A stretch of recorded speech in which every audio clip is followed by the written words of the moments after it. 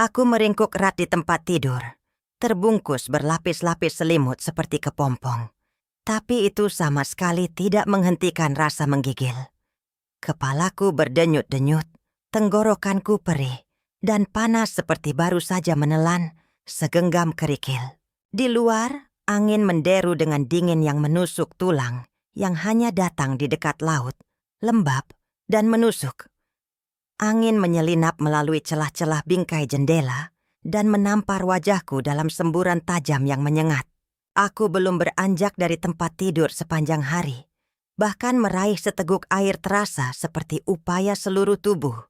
Lengan gemetar, tangan bergetar, batuk yang berderak di dalam diriku seperti paku longgar di kaleng timah.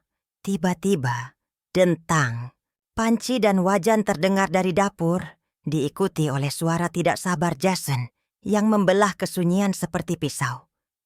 "Bu, apa ibu masih belum bangun? Kita mau makan apa?" Kata-katanya menusuk langsung ke dadaku. Aku memaksa diriku untuk sedikit tegak, menelan ludah melawan rasa terbakar di tenggorokanku. Ada sup semur dari kemarin, tinggal dipanaskan saja. Sudah jadi. Bahkan sebelum aku selesai bicara, suara Kayla menerobos pintu kamar tidur yang tertutup, tajam dan pedas. "Aku sudah menikah dengan keluarga ini selama 8 tahun. Kapan ibu pernah tidak mengurus semuanya? Dan sekarang ibu cuma masuk angin sedikit dan langsung menyerah? Aku mau ke rumah ibuku saja. Setidaknya aku bisa makan dengan tenang di sana." Brak! Pintu depan dibanting begitu keras hingga jendela-jendela bergetar di bingkainya. Aku berbaring kembali. Anggota tubuhku dingin seperti es, tapi dadaku terbakar, seperti pisau panas yang ditekan ke tulang rusukku. Dia pergi dengan marah karena aku tidak memasak selama 1 hari. Dan putraku Jason hanya berdiri di pintu. Wajahnya gelap dan muram, matanya penuh celaan dan kejengkelan seolah akulah yang merusak hari mereka. "Kenapa ibu harus membuatnya marah?" Gumamnya dingin, lalu berbalik, menghilang ke lorong, tanpa melirik sedikit pun pada kekacauan yang tertinggal di dapur. Aku tidak bisa bicara. Tenggorokanku tercekat, seolah seseorang telah menyumbatnya dengan kapas dan rasa malu. Selama 8 tahun, sejak hari pernikahan mereka, aku telah diputar seperti jam. Tidak pernah sekalipun membiarkan makanan menjadi dingin di meja. Bangun sebelum matahari terbit setiap pagi, memasak, menggosok, melipat cucian mereka. Aku mencuci kaus kaki mereka dengan tangan, demi Tuhan. Ketika Kayla hamil, aku begadang semalaman membuat kaldu ayam, melayang-layang seperti perawat, lebih perhatian daripada ibunya sendiri. Setelah bayi lahir, begitu aku mendengar tangisan, aku melompat dan menggendong anak itu bahkan sebelum mereka bergerak, takut setengah mati mengganggu tidur mereka. Tapi sekarang, karena aku sakit selama 1 hari, aku telah menjadi ketidaknyamanan, beban. Aku menutup mata, dadaku sesak dan hidungku perih saat air mata datang, sunyi dan panas, mengalir di pipiku tanpa suara. Namaku Helen Walker, usiaku 63 tahun, dan aku tinggal di kota tenang Santa Clara, California. Dulu suamiku dan aku sama-sama bekerja di pabrik lampu lokal. Kami mengumpulkan cukup uang untuk menyekolahkan putra kami ke community college. Setelah suamiku meninggal, hanya aku yang bertahan. 8 tahun yang lalu, Jason membawa Kayla pulang dan memberitahuku bahwa mereka akan menikah. Aku menguras tabungan seumur hidupku untuk membelikan mereka rumah, membayar renovasi, dan bahkan meminjam uang dari teman-teman untuk menutupi biaya pernikahan mereka. Kupikir mereka akan berterima kasih, tapi tidak butuh waktu lama untuk menyadari bahwa aku hanyalah pembantu rumah tangga yang bekerja gratis. Setiap pagi, akulah yang pertama bangun untuk memasak sarapan. Setiap malam, aku menyiapkan makan malam yang hangat di meja. Ketika mereka memutuskan untuk punya anak, aku ada untuk segalanya. Setiap popok, setiap tangisan larut malam. Jika Liam kecil mengompol di malam hari, akulah yang bangun mencuci spray. Aku tidak pernah mengeluh. Kayla menjadi terbiasa. Dia berhenti mengangkat jari. Dia bahkan tidak mau mencuci pakaiannya sendiri lagi, hanya melemparkannya ke keranjang cucian dan berharap pakaian itu muncul secara ajaib bersih dan terlipat. Jason tidak pernah mengatakan sepatah kata pun padanya. Kurasa inilah yang seharusnya dilakukan seorang ibu.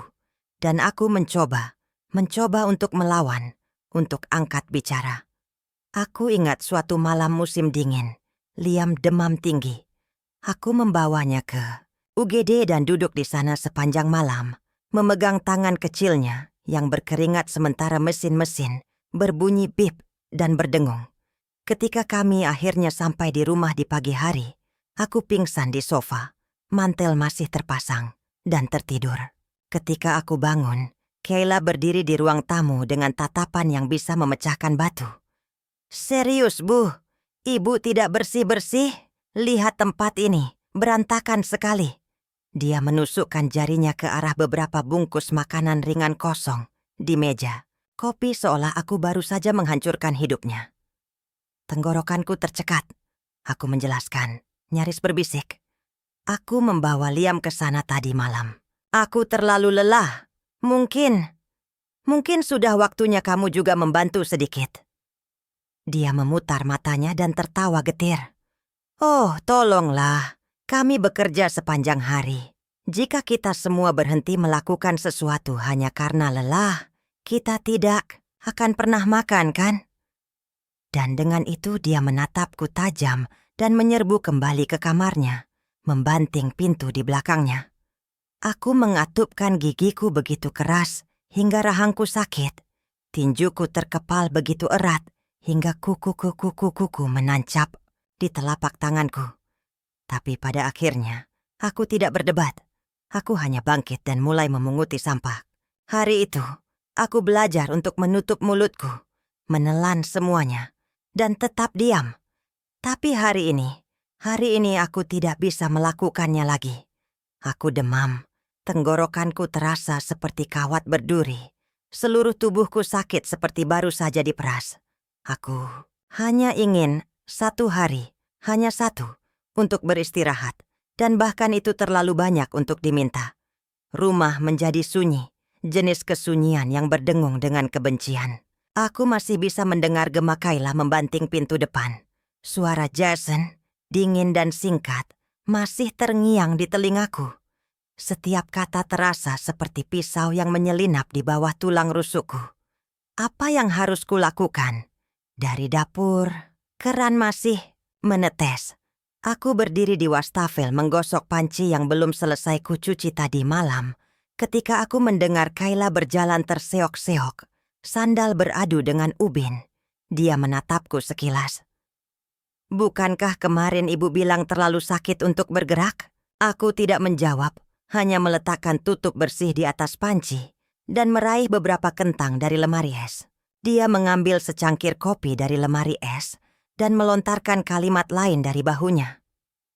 "Lebih baik bersihkan mainan-mainan di ruang tamu itu sebelum Liam turun untuk sarapan." Setelah dia pergi, aku menutup pintu dapur di belakangnya. Di atas meja dapur ada tumpukan kwitansi, daftar belanjaan, dan tagihan utilitas. Aku mulai memilahnya ke dalam kantong plastik resleting. Langkah pertamaku dalam sistem baru yang kuputuskan tadi malam. Aku masih akan memasak untuk saat ini. Tetapi mulai hari ini, aku akan mencatat dengan tepat berapa biaya setiap makanan. Aku tidak menyebutkan bahwa aku juga telah mengeluarkan salinan kontrak rumah dari tahun 2018. Menemukannya di bagian belakang lemari penyimpanan, menyegelnya dalam selongsong plastik baru. Ketika dapur sudah bersih, tanpa noda, aku berjalan ke kamarku dan meraih koper kulit tua yang tersimpan tinggi di rak lemari. Itu milik suamiku. Aku tidak pernah tega membuangnya. Selama bertahun-tahun, aku telah menambahkan segala macam barang ke dalamnya. Foto, penghargaan sekolah Jason yang lama, kaus kaki kecil yang kurajut untuk Liam tahun kelahirannya, dan setumpuk laporan bank serta slip pembayaran hipotek yang diam-diam ku simpan untuk berjaga-jaga. Aku mengeluarkan yang paling atas Catatan transfer yang ku transfer ke Jason 5 tahun lalu. Baris memo bertuliskan, renovasi dapur. Aku mencetak salinan baru tanda terima transfer dan memasukkannya ke dalam map kuning cerah. Di sampulnya, ku tempelkan catatan. Uang yang ku bayar, jangan lupa. Kayla tidak turun untuk makan siang. Aku meninggalkan makanan di atas kompor dengan api kecil dan duduk di sofa, membolak-balik email lama di tabletku. Satu pesan menarik perhatianku. Pesan tak terduga dari Diana, mantan rekan kerja dari pabrik lampu. Dan yang lebih penting, mitra lamaku dari masa kerja paruh. Waktu kami membangun set panggung untuk teater lokal. Teater Santa Clara sedang mementaskan komedi ringan untuk tahun baru, tulisnya. Kami mencari seseorang yang berpengalaman untuk membantu merancang dan membangun set. Bayarannya tidak seberapa, tapi kami bisa membayar per jam. Jika kamu tersedia, kami sangat membutuhkan bantuanmu. Sudah bertahun-tahun sejak aku melihat Diana. Aku menatap email itu lama sekali. Jariku melayang di atas tombol balas. Sebuah mobil mainan menggelinding melintasi lantai kayu keras dan menabrak kakiku dengan lembut. Aku membungkuk untuk mengambilnya dan merapikan tumpukan buku bergambar yang berserakan di dekatnya. Bukannya aku tidak punya energi untuk bersih-bersih. Aku punya. Aku hanya mulai memilih apa yang layak dibersihkan. Sore itu aku pergi ke toko kelontong. Tapi kali ini aku hanya membeli apa yang kubutuhkan. Isi ulang resepku dan makanan kemasan. Kecil untuk satu orang. Ketika aku masuk, Kayla bersandar di ambang pintu dapur. Matanya langsung tertuju pada tas di tanganku. "Ibu tidak beli telur?" tanyanya. "Aku lupa," kataku. Dia mengerutkan kening. "Kita akan mulai memberi Liam lebih banyak telur minggu ini. Sebelum dia bisa selesai, aku sudah memasukkan obat ke dalam laci, menggantung tas belanja di belakang pintu, dan menuju kamarku. Pintu berbunyi klik tertutup di belakangku. Dari dapur aku masih bisa mendengar gumamannya.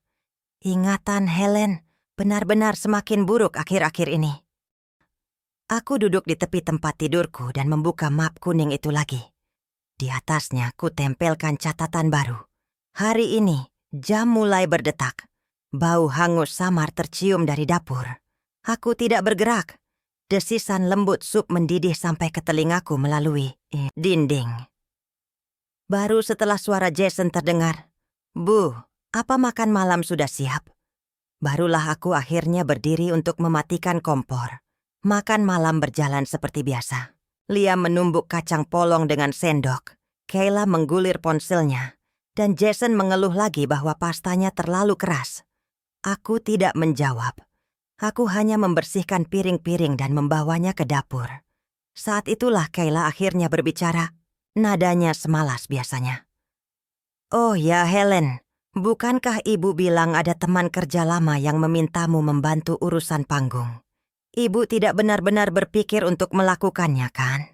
Maksudku, di usiamu, bantuan apa yang bisa ibu berikan? Dan itu sangat jauh. Di mana ibu akan tinggal?" Dia berhenti sejenak, lalu menambahkan, "Ibu sebaiknya tinggal di sini saja dan membantu Liam. Maksudku, jika kita akhirnya pindah lebih dekat, ke sekolah yang lebih baik, apa yang akan ibu lakukan di sini sendirian?" Aku berdiri di wastafel membilas piring. Air terus mengalir. Aku tidak mengatakan sepatah kata pun. Dia sudah berbicara tentang aku ditinggalkan, tentang rumah ini bukan untukku. Suaranya melayang. Aku bilang pada Jason, tempat ini tidak akan masuk akal bagi kami jika Liam mulai sekolah di seberang kota. Ibu menyimpan rumah ini hanya akan sia-sia. Dia mengatakan, aku tidak akan punya tempat tujuan. Aku tidak berdebat. Aku tidak menjawab. Aku hanya menatapnya melalui ambang pintu dapur dan tersenyum. Dia tidak menyadarinya. Dia sudah kembali menggulir ponselnya. Dia tidak tahu aku sudah membalas email Diana malam sebelumnya. Aku ikut. Hanya itu yang kutulis. Sederhana, final. Aku tidak ragu sedetik pun saat menekan kirim. Diana segera merespons. Fantastis! Pertemuan produksi pertama kita minggu depan. Kamu bisa membantu kami menguji tata letak pencahayaan dan properti. Kami akan membayar per jam. Aku telah membangun set selama lebih dari 30 tahun. Aku telah mengangkut kayu, memalu bingkai, membuat sketsa latar belakang dengan tangan. Tidak ada satu orang pun di teater itu yang akan mengatakan Helen tidak bisa menanganinya. Tapi aku tidak berniat menjelaskan semua itu pada Kayla. Dia tidak perlu tahu apa yang masih mampu kulakukan. Dia hanya perlu bangun suatu pagi, menyadari rumah itu sunyi, dan bertanya-tanya pada dirinya sendiri, kemana Helen pergi? Setelah makan malam, Jason membawa Liam ke kelas taekwondonya. Kayla tetap di sofa menggulir ponselnya. Di tengah-tengah video, dia tiba-tiba mendongak. Helen, hei, aku ingin tahu apakah aku bisa meminta bantuan sebentar? Aku bergumam tidak jelas. Dia mengetes suasana. Aku ada pertemuan kecil dengan beberapa teman perempuan besok. Bisakah ibu menjemput Liam dari sekolah? Aku sudah bertanya pada Jason. Tapi ada keadaan darurat di tempat kerja dan dia tidak bisa pergi. Aku sedang membongkar mesin pencuci piring, mengeringkan setiap piring dengan kain bersih. Tentu, kataku singkat. Dia menghela napas lega. Bagus, terima kasih. Aku berjalan ke ruang tamu dan menarik beberapa bungkus makanan ringan yang kusut dari sela-sela bantal sofa, melemparkannya ke tempat sampah. Ibu cukup teliti kuakui, katanya setengah terganggu. Aku menoleh padanya dan tersenyum. Ya, aku ingat lebih banyak dari yang kamu kira. Dia mengerjap, bingung dengan komentar itu. Tapi aku tidak menjelaskan lebih lanjut. Apa yang tidak dia ketahui adalah bahwa aku tidak berhenti mencatat setiap isi ulang bahan makanan, setiap dolar yang dihabiskan, nama rekening bank lengkap Jason, setiap kali Kayla menyerahkan sesuatu padaku untuk diurus sebentar. Bahkan paket yang dia minta ku kirim minggu lalu, aku telah memotretnya. Penerimanya adalah saudara perempuannya, tetapi nama pengirimnya adalah namaku. Aku tidak bertanya mengapa. Aku hanya diam-diam mulai mengambil kembali semua yang pernah diajukan, ditandatangani, atau dipinjam atas namaku. Akhir-akhir ini, setiap kali dia memintaku bantuan, aku tersenyum dan mengangguk. Dan setiap kali dia berasumsi aku tidak punya pilihan lain, aku memastikan kunci pintu ada di sakuku. Dia pikir aku tidak punya tempat tujuan. Tapi yang tidak dia sadari adalah aku sudah pergi lebih jauh dari yang bisa dia bayangkan. Keesokan paginya, saat Kayla sedang makan siang bersama teman-temannya dan Jason di kantor, aku mengenakan sepasang sepatu jalan yang sudah usang, menyampirkan tas kanvas di bahuku, dan diam-diam melangkah keluar pintu. Teater telah mengundangku untuk menonton latihan hari itu, untuk merasakan suasana ruangannya. Pagi musim dingin di Santa Clara selalu lembab dan dingin, jenis dingin yang melilit lehermu dan membuatmu berjalan sedikit lebih cepat. Aku membungkukkan bahu melawannya dan menuju pusat komunitas. Sebuah spanduk pudar tergantung di pintu masuk depan. Proyek revitalisasi teater, membangun kembali bersama. Diana sudah menunggu di luar. Ketika dia melihatku, lengannya terbuka lebar. Helen, kamu tidak berubah sedikit pun. Aku tersenyum. Oh, aku sudah berubah. Pikiranku lebih jernih. Tanganku mungkin lebih lambat. Dia tertawa dan membawaku masuk, mengobrol sambil berjalan, menunjukkan zona panggung, rig pencahayaan, anak-anak muda berwajah segar yang mengelola properti. Yang benar-benar kami butuhkan, katanya, adalah seseorang yang tahu apa yang harus dicari, yang tahu kapan harus mengencangkan baut sebelum berderit, atau kapan harus menambahkan lapisan selotip kedua, meskipun yang pertama terlihat baik-baik saja. Aku mengangguk perlahan, mataku menyapu bingkai kayu, dan papan datar yang dicat, struktur yang sama akrabnya bagiku seperti laci dapurku sendiri. Tidak, ini bukan dapur tempat aku menghabiskan dekade terakhir, menggosok piring dan memasak makanan tanpa ucapan terima kasih. Tapi aku tahu bagaimana membuat ruang ini tetap kokoh. Sama seperti aku telah menopang rumah itu selama bertahun-tahun, sendirian, dengan tangan yang tidak pernah membiarkannya jatuh. Ketika aku pulang, siang hari, rumah itu kosong. Aku membongkar belanjaan yang kubeli dalam perjalanan pulang. Tidak banyak, hanya beberapa sayuran. Dan dengan hati-hati memasukkan kwitansi ke dalam map plastik berlabel yang telah kusiapkan sebelumnya. Aku mencatat catatan tentang bagaimana aku berencana menggunakan setiap item. Kemudian, aku menyalakan laptop dan membuat spreadsheet baru. Log pengeluaran informal, rumah tangga Walker, catatan pribadi, adalah nama filenya. Aku mulai memasukkan semua yang telah kudokumentasikan sejauh ini. Paket Kayla yang kukirim untuknya, permintaan Jason untuk bantuan memesan sepatu Keds baru, beserta ukuran dan tautan produknya, pengisian ulang lemari, es terakhir termasuk tanggal, dan daftar barang, lengkap. Setiap tautan didukung oleh tangkapan layar. Setiap bantuan biasa datang dengan stempel waktu. Ini bukan kemarahan, ini bukan kebencian. Ini adalah catatan kerja, lengkap, tepat, dan milikku. Setelah makan malam, aku sedang mencuci piring. Kayla selesai makan, membuang sendok terakhir, sup ayam ke wastafel, dan pergi tanpa melirikku sedikit pun. Sambil mengeringkan tangannya, dia melontarkan komentar santai dari bahunya. Jadi ibu benar-benar tidak menemukan telur atau hanya lupa? Aku mengeringkan tutup panci. Toko yang kudatangi kehabisan. Aku menyimpan kwitansinya, tertulis di sana. Dia tidak menanggapi, tapi aku mendengarnya. Sedikit nada keraguan dalam suaranya. Malam itu setelah Liam tertidur, aku duduk di meja makan. Laptop terbuka lagi. Aku mengunci kwitansi hari itu baris demi baris. Makan siang, dada ayam pelual, tumbuk kacang polong. Bahan $15.20. Tepat saat aku menekan enter, Kayla turun tangga.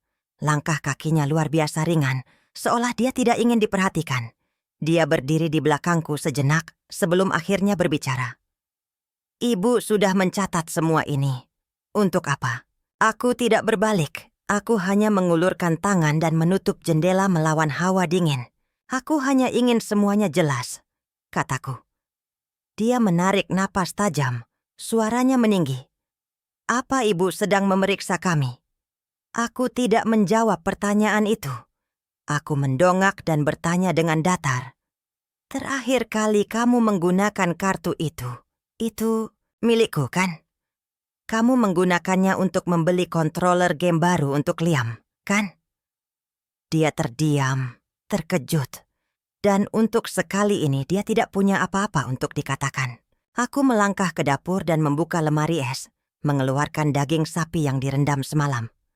Tepat saat aku berbalik ke arah wastafel untuk membilasnya, Kayla bangkit dari sofa dan melemparkan sekantong cucian kotor ke kursi di belakangku.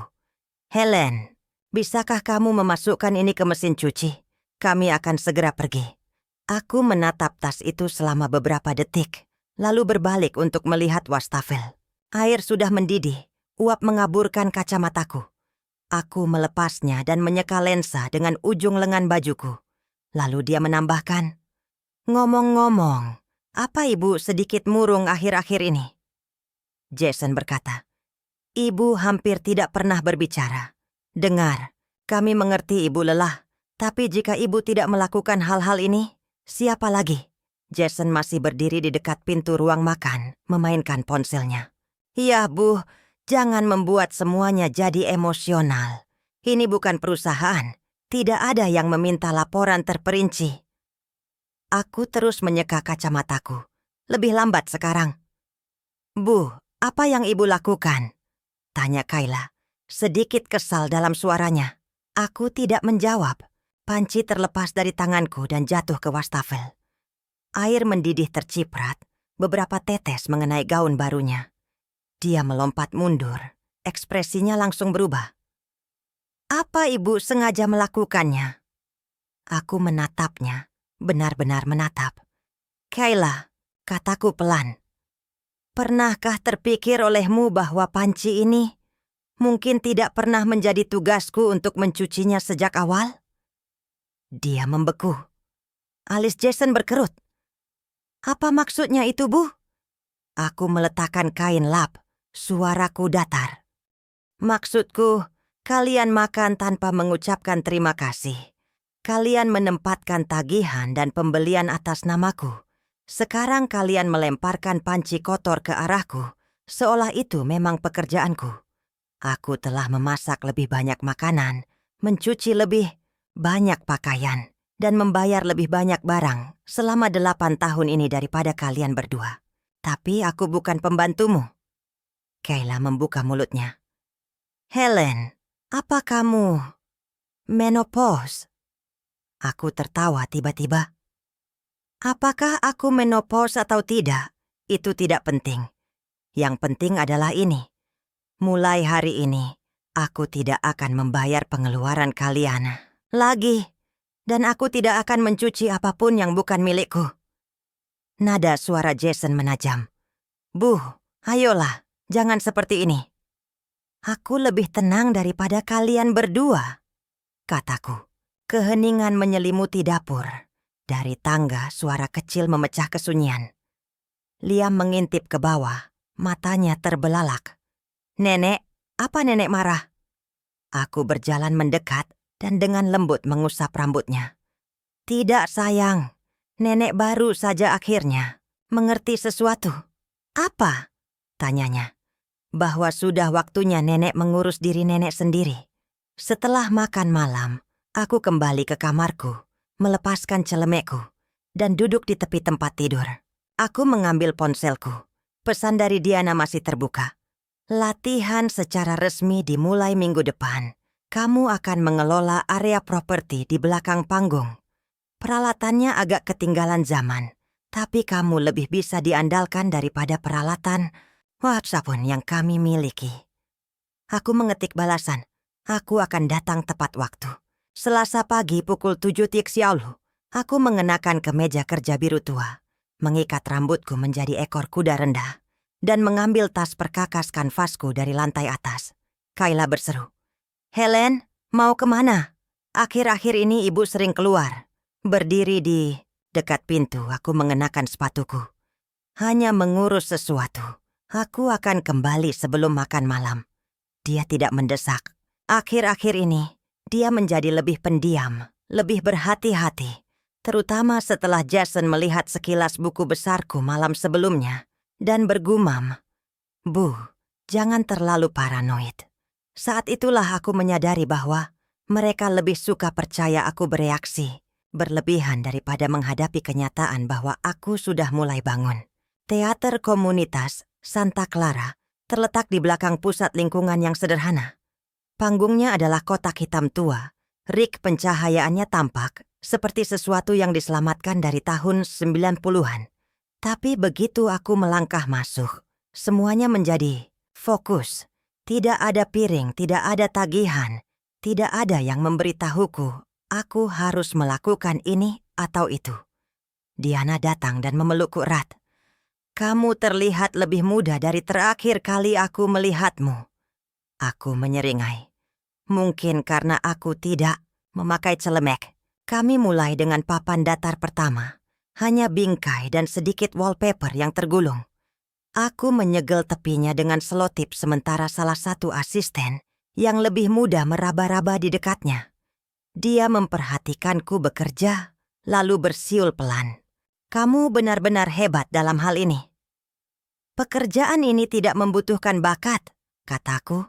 Hanya latihan. Kamu memasang dudukan lampu selama 30 tahun, itu menjadi kebiasaan. Dia menghela napas. Kurasa aku tidak akan bertahan 3 bulan. Aku tersenyum padanya. Kalau begitu kamu mungkin belum pernah cukup membutuhkan gaji. Sebelum kami selesai makan siang, Diana memberiku amplop kecil. Di dalamnya ada slip waktu yang ditandatangani dan kartu hadiah, kopi $20. Ini baru permulaan, katanya. Kami punya produksi lain yang akan datang. Kami berpikir untuk menawarimu posisi kepala perancang set. Kamu tidak khawatir aku terlalu tua untuk mengikutinya? Dia mengangkat bahu. Aku lebih khawatir tentang orang yang tidak muncul. Kamu muncul, aku akan memberimu kesempatan. Aku memasukkan amplop itu ke dalam tasku dan merasakan sesuatu yang sudah bertahun-tahun tidak kurasakan. Bukan seseorang menginginkanku, tapi aku masih menginginkan diriku sendiri. Ketika aku sampai di rumah malam itu, sudah hampir jam 6, dapur sepi. Di atas meja ada catatan tulisan tangan dari Kayla. Ibu pulang terlalu malam. Kami makan di luar. Urus makan malammu sendiri. Dan untuk sekali ini, aku tidak merasa sakit hati. Aku merasa ringan. Jadi aku mengambil tasku dan mentraktir diriku makan malam di luar. Aku sedang belajar bersikap baik pada diriku sendiri. Dan kali ini, rasanya seperti hidup. Jumat pagi, Kayla berdiri di ambang pintu dapur, membolak-balik agendanya. Bu, bisakah ibu ke toko nanti? Liam butuh makan siang sehat untuk sekolah minggu depan. Aku sedang menyegel sekantong sekrup sisa dari teater, bersiap membawanya kembali untuk perbaikan. Aku tidak menanggapi. Dia tidak terlalu memikirkannya, hanya berbalik dan kembali ke kamarnya, berasumsi seperti biasa bahwa aku masih Helen yang sama yang mengatakannya untuk segalanya. Apa yang tidak dia ketahui adalah bahwa aku sudah mulai memindahkan hidupku sedikit demi sedikit keluar dari rumah ini. Hal pertama yang kupindahkan adalah asuransiku. 2 hari yang lalu, aku menelepon manajer akun pensiunku dan memperbarui alamat surat dan kontak daruratku. Nama Jason dihapus dari formulir. Aku menggantinya dengan email Diana. Dia teman lama, kataku pada petugas layanan pelanggan. Seseorang yang kupercaya. Putraku terlalu sibuk akhir-akhir ini. Aku tidak ingin membebaninya. Wanita di ujung telepon tidak membantah. Dia hanya mengetuk beberapa tombol, melakukan perubahan, dan mengonfirmasi pembaruan. Selanjutnya aku membatalkan kartu kredit gabungan yang biasa kugunakan bersama Jason. Namanya ada di kartu sekunder. Tidak lagi. Hal kedua yang kupindahkan adalah barang-barangku.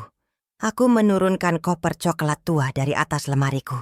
Aku membungkusnya dengan handuk lembut dan memasukkannya ke dalam lemari penyimpanan di bagian belakang ruang properti teater.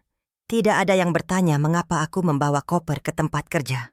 Semua orang di teater terlalu sibuk untuk peduli apa yang kamu bawa selama kamu melakukan pekerjaanmu dengan benar. Saat makan siang, aku tidak pulang. Diana membawaku ke restoran Meksiko kecil di tikungan. Di atas piring taco dan nasi hangat, dia mendongak dari makanannya dan berkata, "Kau tahu, sebelum kau datang, petugas properti lama kami biasa datang. Terlambat setiap hari. Separuh waktu latar belakangnya tergantung miring." Aku tertawa. Ya, bahkan jika aku melewatkan 1 hari sekarang, tempat ini tidak akan berantakan. Dia menyipitkan matanya padaku dengan main-main. Kau yakin kau tidak? Saya dikit terlalu hebat dalam hal ini. Bukannya aku hebat, kataku, meletakkan garpuku. Aku hanya datang dari tempat di mana jika aku tidak melakukannya, tidak ada yang akan melakukannya. Dia tidak mendesak, hanya meraih tasnya dan menyelipkan kontrak di atas meja. Posisi paruh, waktu untuk produksi musim depan. Pikirkan baik-baik, bawa pulang. Aku mengangguk dan mengambilnya, merasakan sesuatu menetap dalam diriku.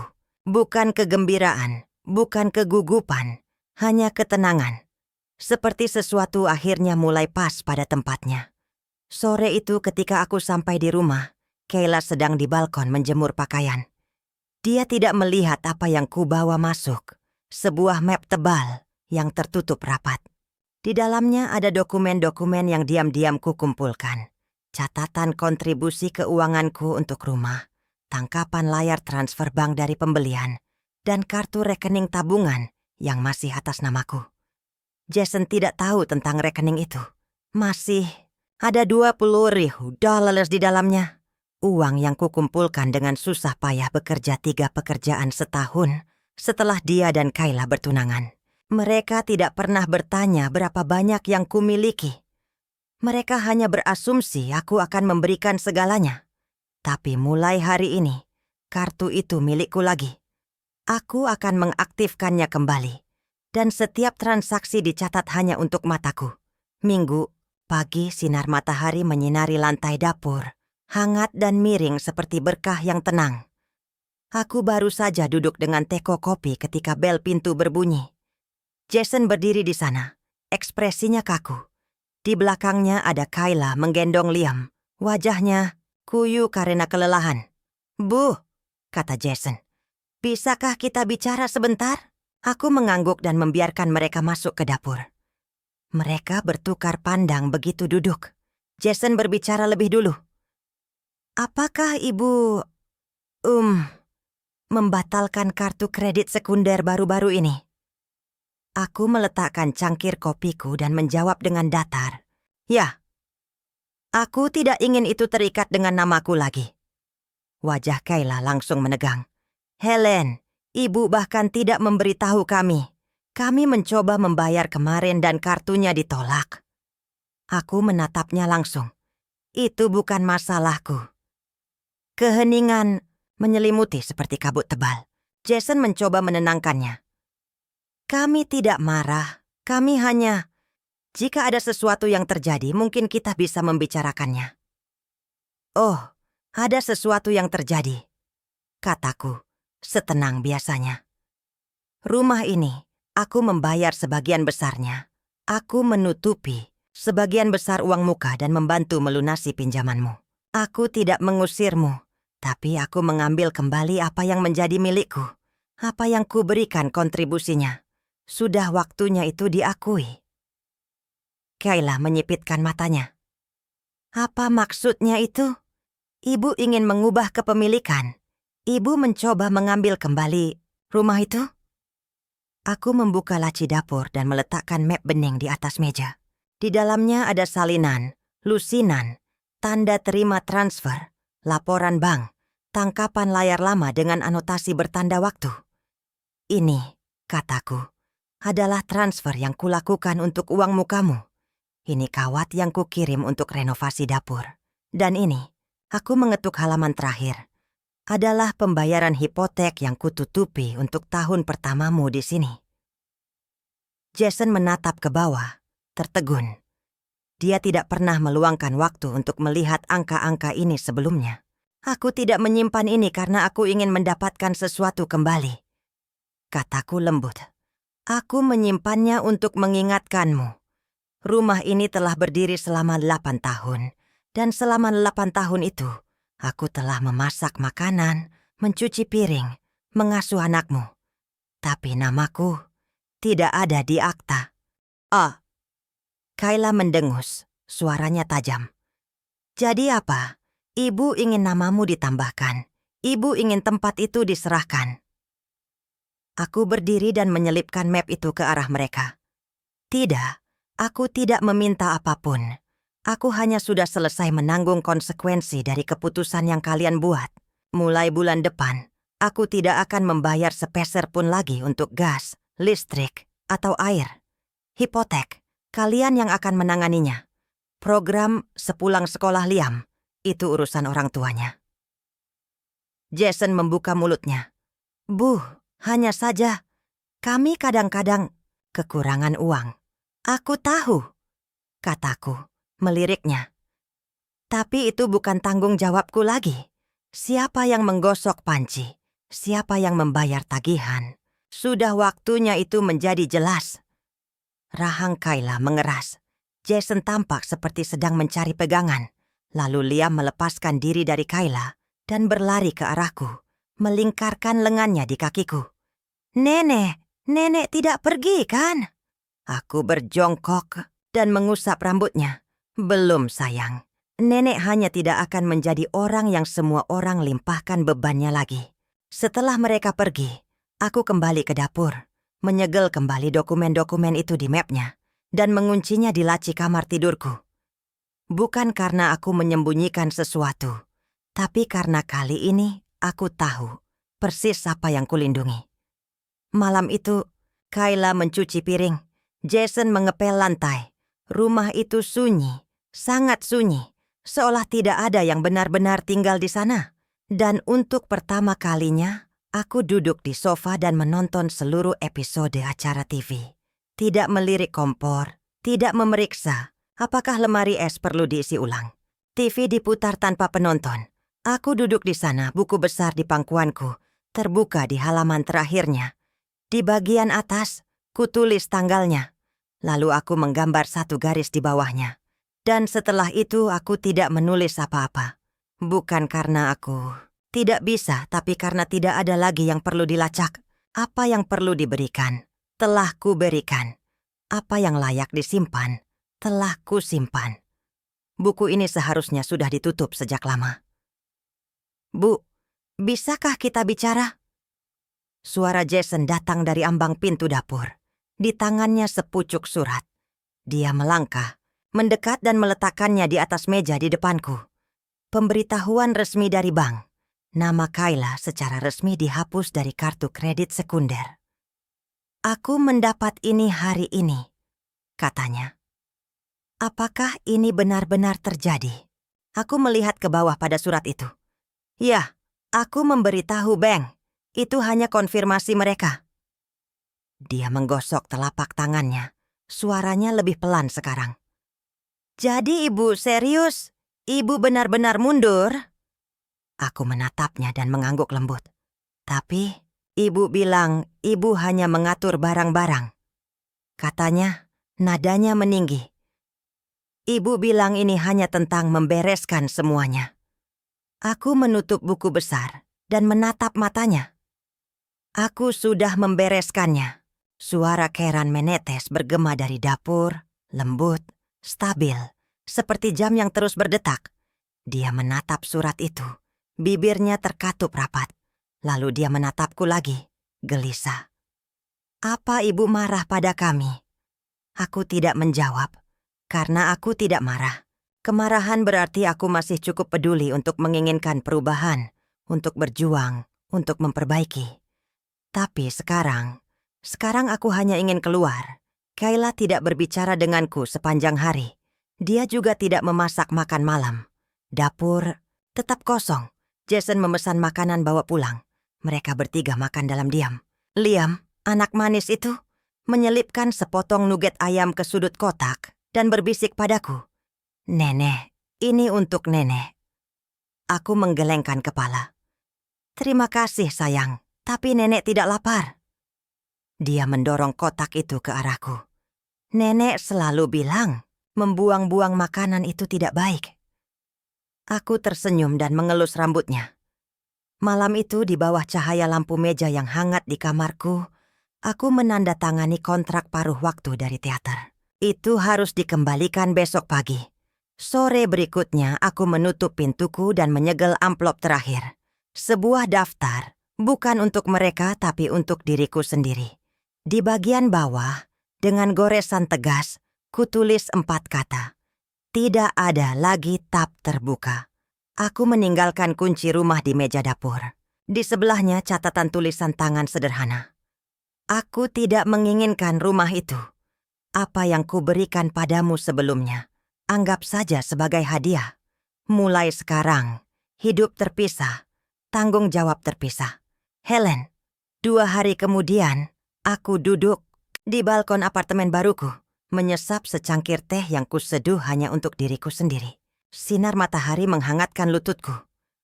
Di sampingku ada naskah latihan bulan depan dari teater dan sebuah novel yang kupinjam dari perpustakaan. Ponselku menyala. Pesan dari Jason. Bu, apa ibu di sana? Aku tidak membalas. Aku hanya mematikan layar, berdiri, dan bersiap-siap pergi. Teater sedang memasang lampu malam ini, dan aku dibutuhkan untuk pembangunan. Sakelar di ruang latihan baru agak rewel. Ketika kau menekannya, lampu berkedip beberapa kali sebelum stabil. Aku berdiri di belakang panggung dekat perancah set, tas perkakas di kakiku, kuas di tangan. Salah satu anggota kru muda menggulung panel latar belakang terakhir ke tempatnya. "Hei Helen," panggilnya. "Yang ini semua milikmu. Kami akan naik untuk memasang lampu. Aku mengangguk dan berjongkok, merapikan selotip jahitan. Ada sesuatu yang sangat sunyi tentang pekerjaan semacam ini. Tidak ada yang bertanya apa untuk makan malam. Tidak ada yang mengejarku untuk tagihan, bantuan, atau kerja emosional. Hanya kayu, kain, lem. Kau melakukannya dengan benar, mereka tetap di tempatnya. Tidak seperti hal-hal di rumah yang tidak pernah datang dengan instruksi, tidak pernah tetap di tempatnya. Akhir-akhir ini, aku bekerja seharian penuh di teater setiap hari Rabu dan Kamis. Jumat aku menghadiri kelompok penulisan ulang naskah di perpustakaan. Sisa minggu itu, cucianku, buku-bukuku, belanjaanku, kedamaianku, hidup. Aku bahkan telah merestrukturisasi rekening pensiunku, dibagi menjadi 3. 1 untuk pengeluaran harian, 1 ditandai dana perjalanan, dan yang ketiga yang ditransfer secara otomatis ke dalam rencana tabungan terkunci. Tidak ada akses bersama, tidak ada penanda tangan bersama, tidak ada kartu sekunder. Dan untuk pertama kalinya dalam hidupku, aku melihat saldo bulananku dan berpikir, uang ini milikku untuk dibelanjakan. Suatu Sabtu sore, Jason membawa Liam berkunjung. Dia berdiri sedikit canggung di depan pintuku. Kayla mengajak saudara perempuannya berbelanja. Kupikir mungkin Liam bisa menemuimu sebentar. Aku tidak banyak bicara, hanya minggir dan membiarkan mereka masuk. Begitu Liam melihatku, dia berlari ke pelukanku. "Nenek, bolehkah aku menginap malam ini?" Jason menyela. "Tidak, sobat. Kamu ada taekwondo nanti." "Aku bisa membawanya," kataku dengan tenang. "Benarkah?" Mata Liam berbinar. "Nenek, aku membawa gambar untukmu." Dia mengeluarkan selembar kertas terlipat dari ranselnya. Di atasnya sketsa panggung yang goyah.